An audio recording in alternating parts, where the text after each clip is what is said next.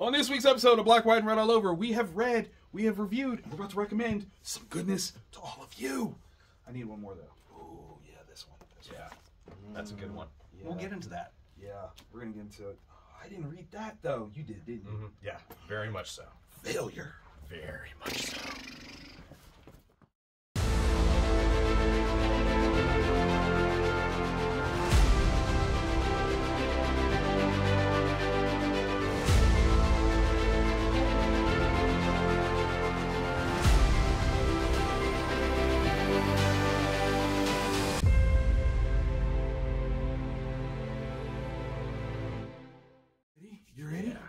Hello and welcome to a brand new episode of Black, White, and Red All Over. I'm Victor Dandridge, the hardest working man in comics. Ryan Seymour, king of Comic Town here in Columbus, Ohio. So we apologize. Listen, let me tell you what happened. COVID is a thing, okay? Still, I don't know if y'all knew this, but it was running rampant all over the place. There was folks from New York that possibly came back with it. Folks had it here. Like, it was a whole thing. So rather than risk us not being here for you even more, we took a leave of absence. So we're sorry. Yeah. Especially because the big game number 4 came out, man. Right? Book was dope, right? I read that while I was in New York because I got the thing and I was like, yo. So sorry, Mark. I love you. You know I love you. It would have been reviewed. Oh, 100%. Twice. We talked about it a lot. Speaking of New York Comic Con was amazing for me. Crazy. All the announcements. Yes. All the announcements like Ghost Machine. Oh, I got to host that panel. So check it out. I've got some very cool ash cans that are repping Ghost Machine. If you don't know what Ghost Machine is, this is a super like dream team of comic creators, right? Yeah. We're talking led by Jeff Johns. We've got Brad Meltzer, Jason Fabok. We've got Maytal Zucht. I'm going to keep practicing that, Maytal, because you're my girl and I love you. We've got Lamont McGee, Peter Tomasi, Brian Hitch, Gary Frank, like so many amazing people. Amazing. Murder's row of folks that are coming together to create a new imprint that'll be distributed and published through Image Comics, but a creator-owned imprint within that. It's kind of like the Vertigo. Kind of, yeah. Yeah. It sounds like it. Yeah. And they've got Geiger has already, there's already been Geiger books. Right. And if you haven't read those, hit up your local comic shop. They are so good. Super dope. Yeah. So Geiger is definitely one of them. Junkyard Joe is another one. Which is another amazing one. Super dope. But there's going to be like multiple universes within this, but all of them either character focused or genre specific. Which is very cool. Yeah, I think it's the future of comics. I've been saying it. I got the, the go ahead to kind of be in the front row of talking about it. So yeah. And if you're a creator, keep your eyes open because they are actually opening things up to kind of bring people up into the business to work alongside some of the greatest of our generation. So I want to be one of them. I'm not gonna lie. Heck yeah. Like I put my keep submitting that shooting stuff. Shooting a shot. Just give them 4 pages. You know what I'm saying? 4 pages. Just give me 4, baby. 4 and 4 more, and then whatever. I'll do stuff. So yeah, no, check it out. If you're in Columbus, Ohio, I'm hitting up all the local shops because I'm spreading the word about Ghost Machine. They got some cool flyers. Can you show one of those? So you can get all kinds of cool merch, right? We've got some special books. We've got some shirts. We've got hats. All kinds of fun things. I'm totally shilling for Ghost Machine because I believe in this. I think it's a very cool opportunity, not just for these creators, but for comics in general, as well as up-and-coming creators. So support Ghost Machine. I think the first of this run comes out next month. Yeah. So, yeah, it's a Geiger. Wait. I know what it's Geiger. Where'd you go? Ground Zero. Yep. Yeah, Ground Zero. I got a little ash can of that. So Ground Zero is going to be coming out. I think final order cutoff is like the 24th, isn't it? Was it today? Was it last week? I don't know. I think it was Sunday. Sunday or Monday. So I hope you got in on this, because if you didn't, once again, shame. Talk to your local comic store. Yeah. Let the owners know, let the managers know, and they will get you taken care of. Get the things. Okay. So now, on to the regular, joy of the show. We've got our good reads that you should read. These are books that if you got some extra dollars, you should definitely go into the shop and grab these. None of ours are the same this week, so you're going to have extra dollars. Because this is what happens when there's a lot of good books. This week was ridiculous. A lot of good books. The amount of titles that came out, like normally it takes up 3 or 4 of our tables to process everything. 5. Wow. I'm not gonna lie, there were books that I didn't read until they were on the wall because I was like, wait, did that come out? Yeah. I didn't even see that. That's why. Yeah, so this group of 6 books each that we've read is not fully representative of all of the amazing books that came out this week. Like Rare Flavors 2 was this week. Yeah. Didn't get the chance to read it. Yeah. So yeah, There's choices, man.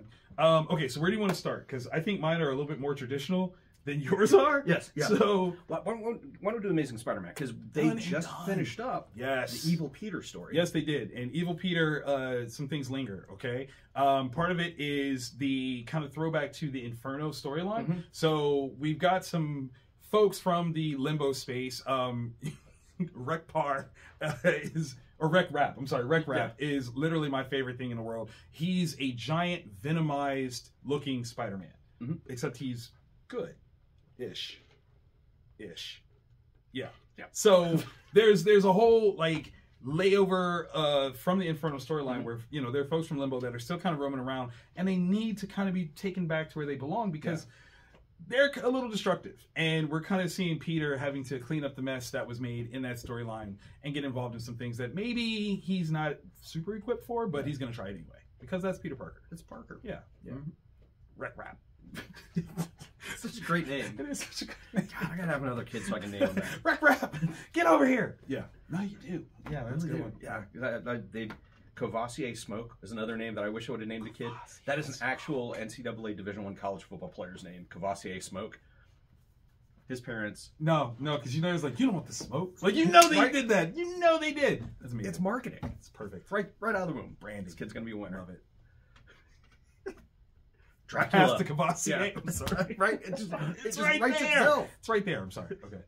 All right. So Image is going to be putting out a line of Universal monsters. Yes. And it's old school style.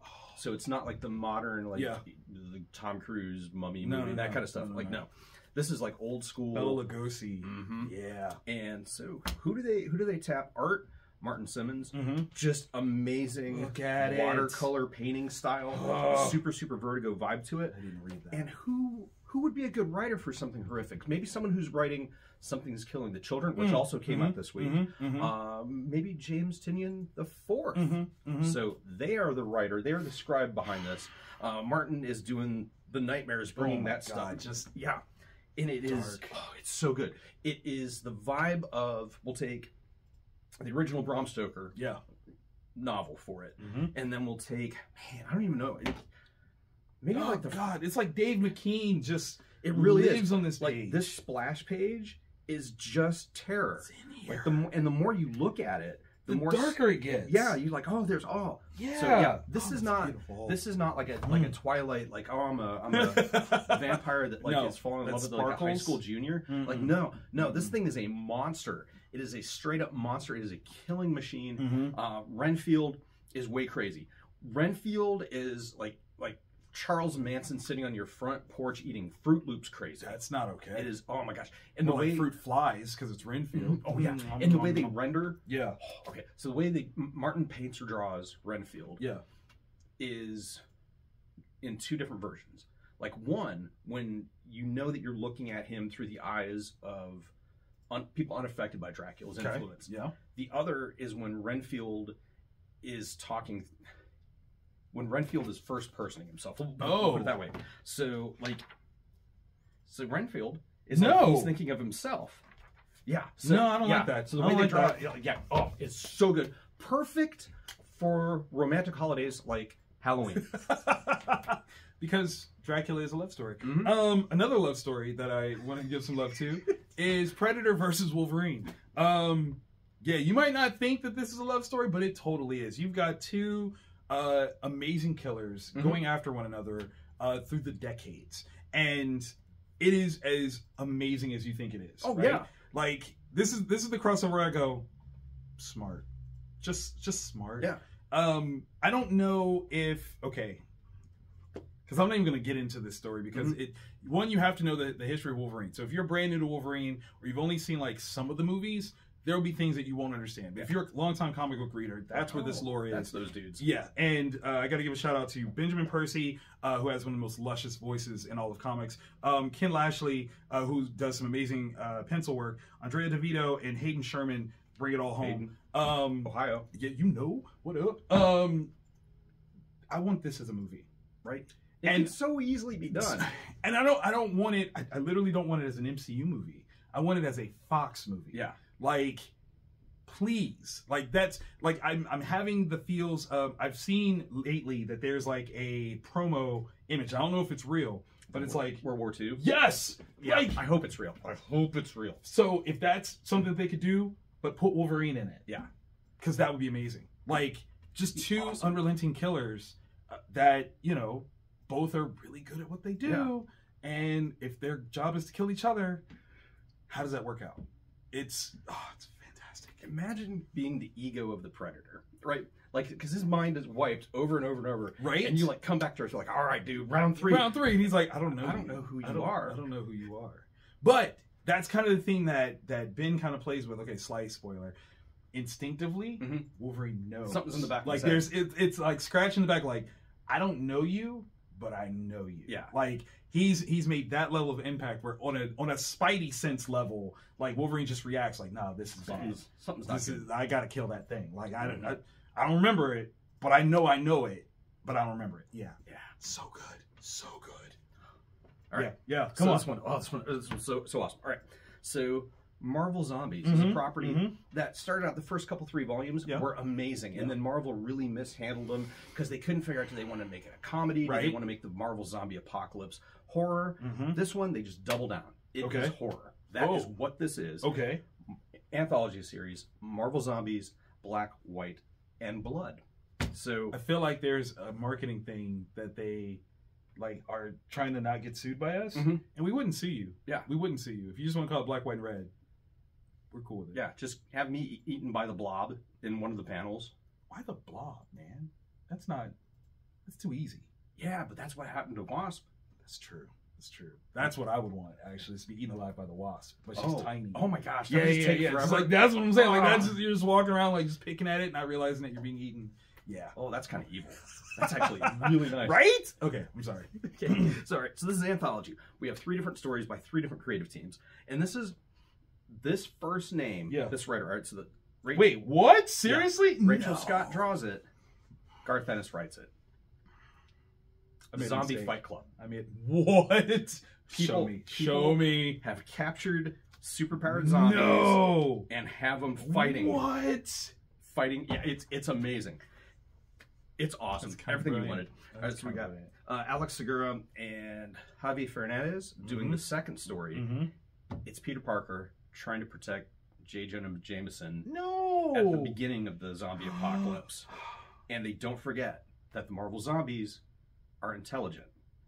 Oh. No! Oh!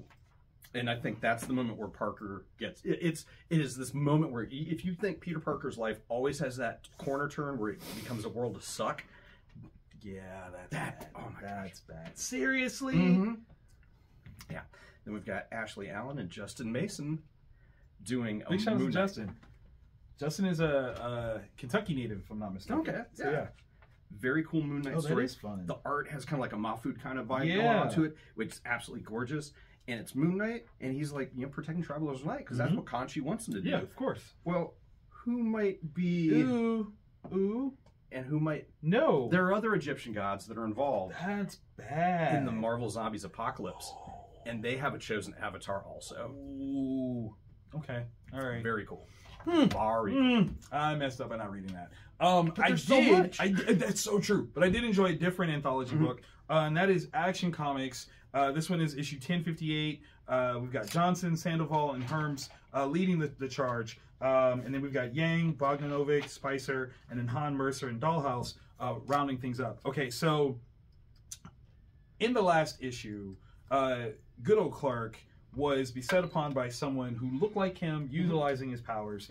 And this was going to be a problem because it was Clark Kent that got attacked, right? So those are issues, right? Yeah. Clearly there's some information, some knowledge, but how does Clark get out of a fight with himself?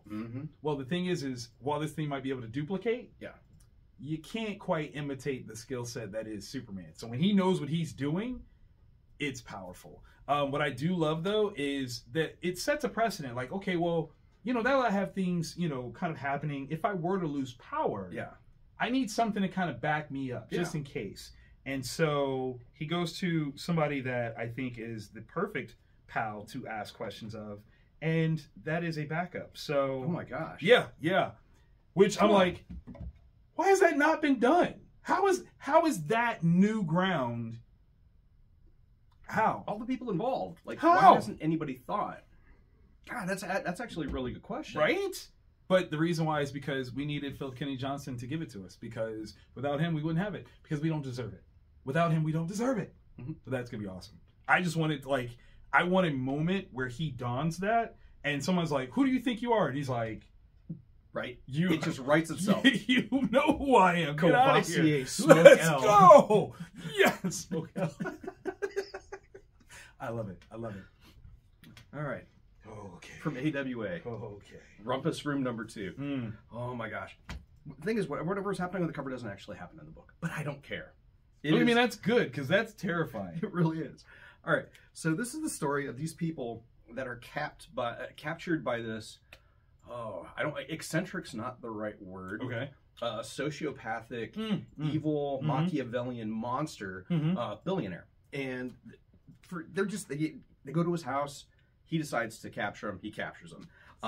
We're not even fully sure all the different stuff that happens to him, but they're kept in this like underground cage prison system. And every now and again, one of them is selected. One of these people is selected at random, and they're carried out and never seen again. No. So what's amazing is he takes care of these people. Yeah. In a weird way where they actually kind of have given up hope of trying to escape. Like, they don't even try anymore. They don't even think about it. Just like, whatever, I'm here. Yeah. And it like feeds them like mozzarella sticks and like it's amazing. Okay. So we get into the background of this dude through the history of one of the characters that's trapped or captured, or however you want to put it, in that basement like dungeon with the floor drains. And man, this dude is a prick. How do you really feel? I'm just curious. Like, I feel like you're holding back. Yeah. No, this is so that's the person. Yeah. That young lady. Okay. That's why they're captured. Oh. Yeah, and we get into the history behind that. That's bad. Right? Like, what kind of yeah. So okay. Yep. That's what Mark Russell and I apologize. Mark Russell and Ramon Rosanas. Okay. The two. I mean, Mark is a great writer, was the Second Coming, all kinds of things. Snaggletooth. Yeah. So, you know, in his hands, this is going to be a great story. So we highly advise for you to read this one. Yeah. And if you follow with us right now and you found something that you like, let us know by clicking the like button, because we definitely just want to get that information. Just tell us that you like something. Click that thumbs up. Okay, we're going to take a quick break, and we're going to come back with the must-reads. So get ready, because these are the ones that if you go to the shop and you don't come out with these, go back. Why'd you even go? Just go back. Why'd you go? Go back. Yeah. Should have just went to 7-Eleven. We don't even have one of those anymore. Man, I hate this place. I know. We'll be right back.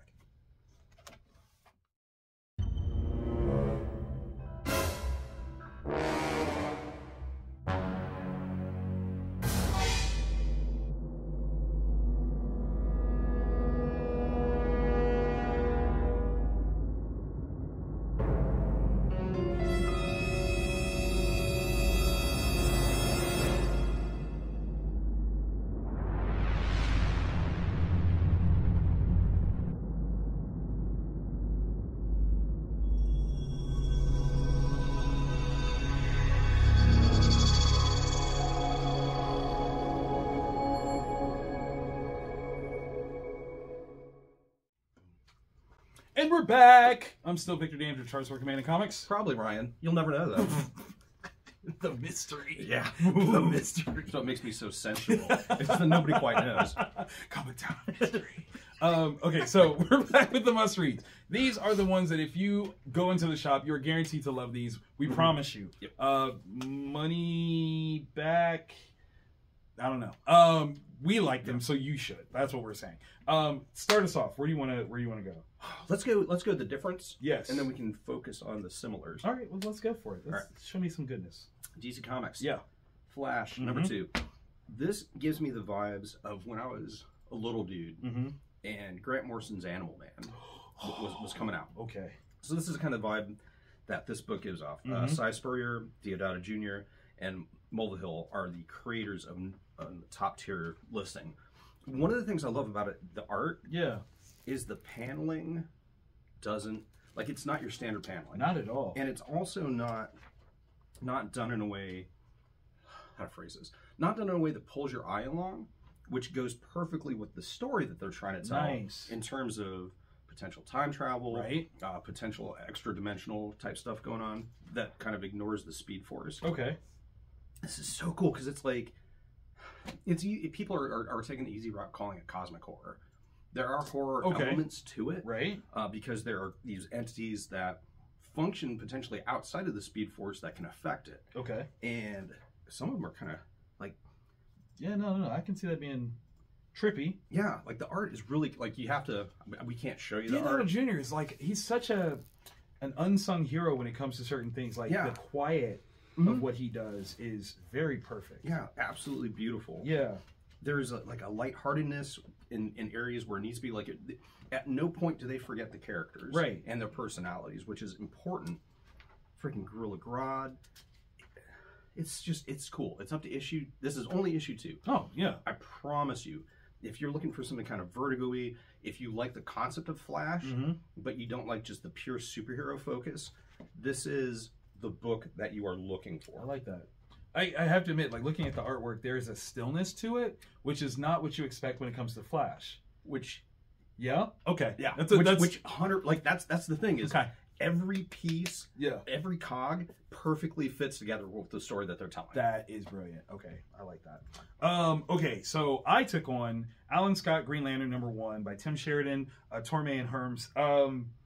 So here's a funny story. So I interacted a bunch with Tim at New York and didn't get a chance to gush over how much I love his work, so I did so online. And we started following each other, which was great. And he put me on to this. He's like, you got to read this, tell me your thoughts. And I'm like, done and done.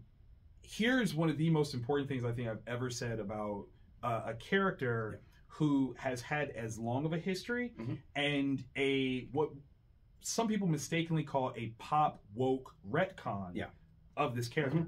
So for those that don't know, Alan Scott is gay in current continuity. He also is the father of Jade and Obsidian. So for a long time, like, that was something that some people were like, they just did that to kind of be woke or what have you. Here's an interesting thing. So Tim is bringing an authenticity to the story of Alan Scott and the closeted nature that he operated with in the 1940s, because it wasn't legal. It's the 1940s. Like, it's 1940s, people. And I say this because, and I mean this is the biggest compliment possible, this is potentially the equivalent of Black Panther being created by people that didn't look anything like Black Panther, but then once it gets into the hands of, say, like Ryan Coogler, who has life experience as a black man and things like that, having that to kind of guide the voice and the authenticity of it, this is what we were waiting for. Like, this is the space where this story about Alan Scott not only becomes real and solidified, codified, if you will, as DC continuity, but then it's more meaningful because you see the humanity of the choice. Like, it wasn't just a matter of, hey, you know, we don't have any gay characters, let's make Alan Scott gay. It's not about that. It's literally giving some legitimacy to, this is a man that lived a life that for the longest time he wasn't allowed to live. Right. You know, like, that's the thing. Like, it's not that he didn't have a wife. It's not that he didn't father children, but it's because in the world that he lived in, he wasn't allowed to be himself. That's a powerful thing. And what I really love about this is that it frames a whole time period, and it ends on a note where I think we're about to get like a super rich history of love, loss, and power within this storyline. So yeah, it's gonna be good. It's gonna be good. Like, it's kind of funny too, because like when you think about superhero icons, particularly gay icons, people don't think of Alan Scott, and you should. Look at that cape; he's freaking fabulous. How do you not know? Get out of here! Get out of here! It's like a blouse. It's got a collar. It's gorgeous. Damn. Right? That's majestic. It is. It totally is. So majestic. Highly recommend reading it, especially if you are, if you identify as queer, homosexual, or anything like that, and you're looking for representation. Here is a great source that is not about, you know, pandering, but authentic storytelling. Here you go. Grab that. Highly recommend. which one. God, I don't know, man. I honestly don't Mm-hmm. know. Me personally, this is my book of the week. I'm with you. Let's do it. The Immortal Thor. Al Ewing, Martin Cuculo, Matthew Wilson. What are y'all doing to me? Okay, you're sending me through the feelings. Okay, I had to take a second. If you told me that I'm gonna sit down and I'm gonna read an issue where it's Thor figuring out a riddle, I'm gonna be like, dumb. Thor's not that guy. That's not him. It is. It is. And done well. Like, it's not even like, oh, we're just gonna try something different. No, like, it makes sense on every level. The characters involved. Yes. The relationship between the two characters involved. So good. So good. Listen, I'm not gonna lie, when he decided to test what he had made and the way that he decided to test it and the rationale as to why he did that. Yeah. I was like, that dude he's thinking about things. Yeah. He's like, if this happens again, well, then I'll know. And I'm like, wow. And the foreshadowing. Yeah. Like that line, I'm like, okay, what else? Wait a minute. What else do we have coming? And then, It's so good. The end of this, though. The interwebs is going to blow up about that. Like, as soon as that comes, like, interwebs. Yeah, because I turned that page and I was like, that's a match. Like, that is a match made in heaven. Oh, my God. Those two should be working together. All the time. All the time. Like, and, okay. I have shipped that person with someone else for the first time ever. I was like, hey, they've got some stuff in common. There's some major things that could work. That could literally work. Respectfully. Imagine that person in that seat of power. That's what I'm saying. Like, that's what I'm saying. Like, and that person deserves that level because it's what they're accustomed to. Yeah. And that's the part where I'm like, ooh. Yeah. So this is about to be a tour of various characters, I think, through the Marvel Universe and their potential alliances and how they can help over the bigger threat of the elder gods that are looming, causing trouble. Thorag. Whoa. Tyrannos. Yeah, just bad. As I was reading this, because Chris Hemsworth has said that he would not mind coming back as Thor, but it would have to have a different cinematic direction. Gotcha. Imagine, because they butchered Jason Aaron's. I can't. Imagine this. They did. Oh. Who would you have direct that? I don't know. But I would need somebody like old school. Somebody with like you know what? Coen Brothers. Oh. Yeah, that's right. Oh. I just did that. Coen Brothers doing Thor with this story. It's like No Country for Old Gods. Right? I just wrote that. Oh my gosh. You're welcome. And there's let that play. Other versions of characters from the cinematic universe that you could. I'm on fire right now, okay? Somebody hire me, okay? I'm just saying, like, bring back the Fox division, Wolverine versus Predator, not MCU. Doesn't even have to, like, you know what? I would definitely want it to be Daniel Radcliffe. Totally. Harry Potter as Wolverine fighting a Predator. If we weren't in the internet era, you could have that, but claws don't get popped until the very end. Like, they just keep calling him Lucky Jim or something. And then at that last moment, and then he's like, it's Wolverine! Oh my God! Popcorn's flying everywhere. You're like, that'd be awesome. But it's the internet era. We can't have that. No, that would be too much.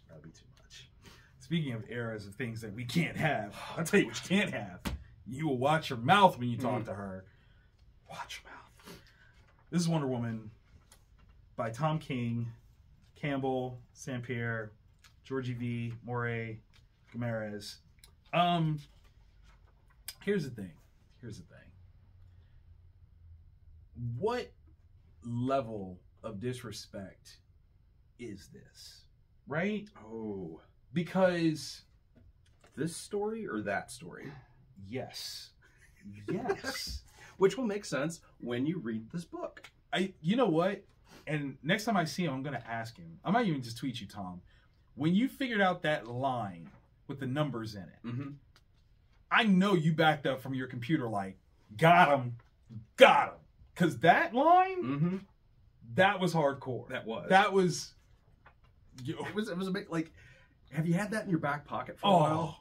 Or was that like just the moment you're like, okay, I'm in the groove. You're, Boom! Like, I would... Listen, that would have been the day I flipped over my own table. And, like, my family would, what's wrong? Check this line out I just wrote. It's like, you just destroyed your computer. Doesn't matter. It's saved. It's Google.